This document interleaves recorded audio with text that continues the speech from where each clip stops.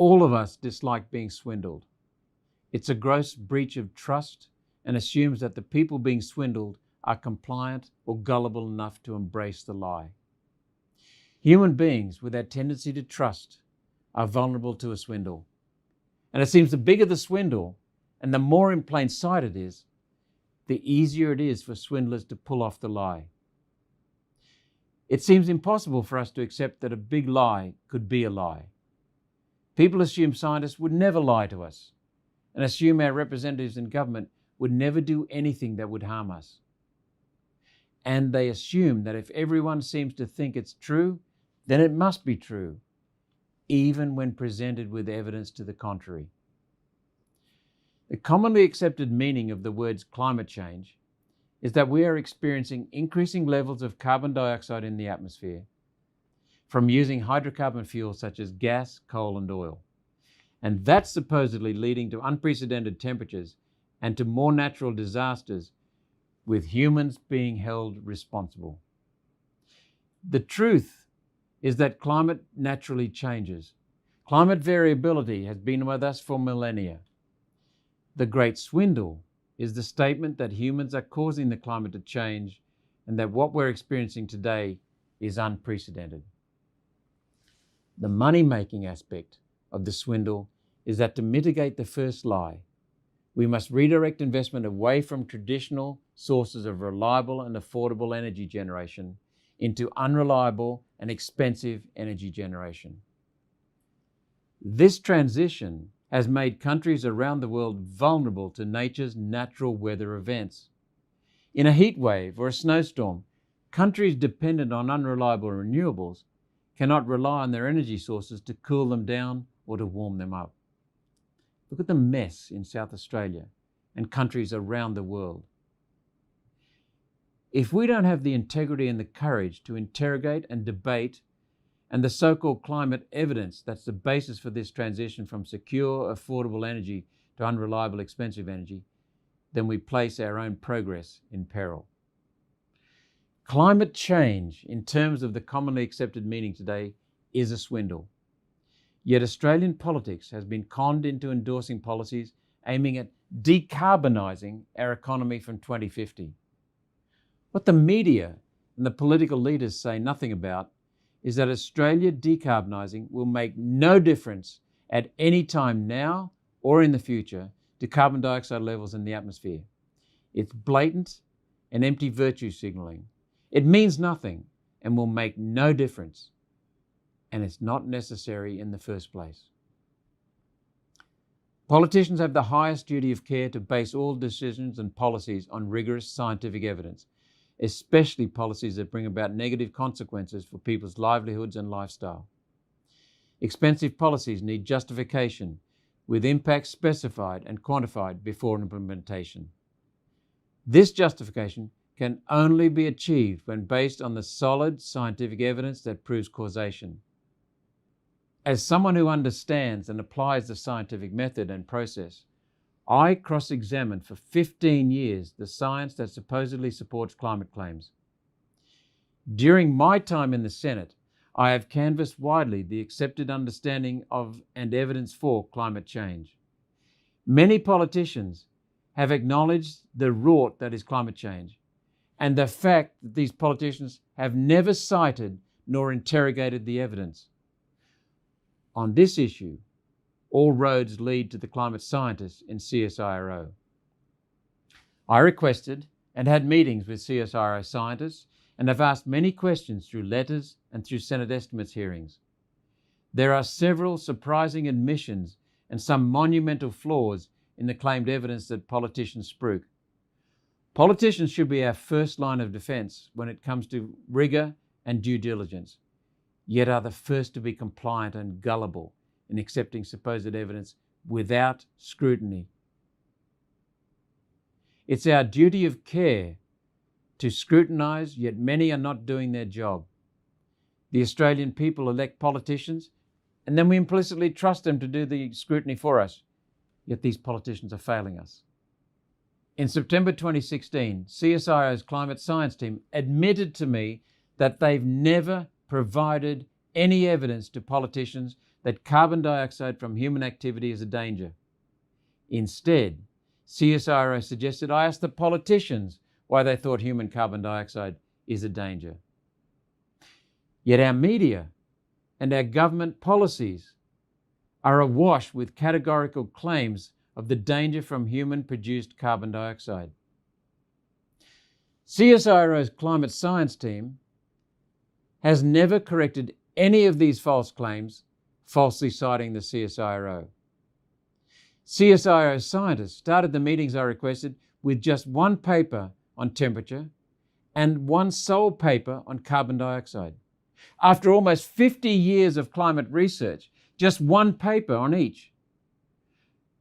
After we used peer-reviewed scientific papers to disprove the science, CSIRO withdrew both papers.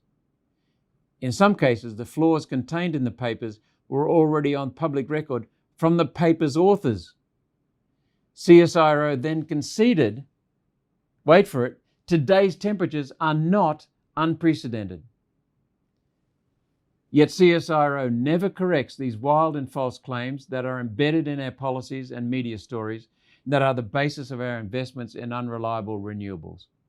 No one, anywhere in the world, has produced the fundamental basis for policy, specific, quantified effect of human carbon dioxide on climate factors like temperature, rainfall, storm frequency and severity. This is despite that being the only basis for justifying policies, for doing cost-benefit analyses, and for measuring progress implementing the policies. None of this has been done. Australia's politicians and people rely on CSIRO to be rigorous with research and circumspect with claimed evidence being used for policy development. Yet it's known that CSIRO relies upon unvalidated computer models that give unverified and erroneous projections as so-called evidence for climate change, instead of actual empirical scientific evidence proving causation. This complete lack of empirical evidence matters, and CSIRO's use of computer modelling as a basis for supposedly evidence-based policy development is unscientific and deceitful. CSIRO freely admitted that it doesn't carry out due diligence on reports and data from external agencies upon which they rely, such as the UN's Intergovernmental Panel on Climate Change, the UN IPCC. Interestingly, the UN IPCC relies on unvalidated modelling, not empirical scientific evidence. It doesn't have the science. Despite baseless claims, the climate change rhetoric continues, and the Australian people continue to be swindled. It doesn't take a team of highly skilled scientists to see the monumental flaws and deceit in politicians' unfounded claims. When put under close scrutiny, the climate change swindle is easy to unpick. Carbon dioxide, along with oxygen and water, are the most basic compounds that enable life on Earth. Increasing the levels of carbon dioxide in the atmosphere is extremely beneficial to plant growth, which is why carbon dioxide is pumped into glasshouses to grow plants. So when does carbon dioxide become dangerous to us? Life on Earth flourished when carbon dioxide levels were 5 times higher than today's levels. And that's well above anything that the UN today is wildly projecting for the future. Interestingly, all recorded increases in carbon dioxide have never correlated with an increase in temperature. Yet the rhetoric persists, and those who should know better, the CSIRO, do nothing to correct the inaccuracy. Hydrocarbon fuels, including oil, gas and coal, constitute 80% of all energy to support our 8 billion people across the globe.